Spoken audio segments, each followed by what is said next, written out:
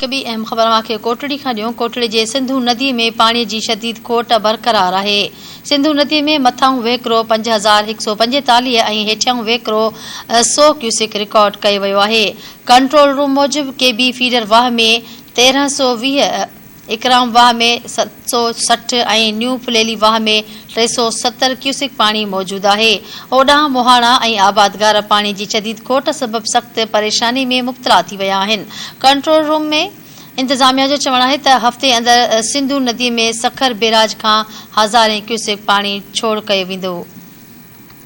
आगाह करे रहा हूँ। कोटड़ी के सिंधु नदी में पानी की शदीद खोट बरकरार है। सिंधु नदी में मथां वेकरो 5145 ऐं हेठियां वेकरो 100 क्यूसिक रिकॉर्ड कयो वियो। कंट्रोल रूम मूजिब केबी फीडर वाह में 1320 ऐं इकराम वाह में 760 ऐं न्यू फुलेली वाह में 370 क्यूसिक पानी मौजूद है। होॾांहुं मोहाणा ऐं आबादगार पानी की शदीद खोट सबब सख्त परेशानी में मुब्तला थी विया आहिनि।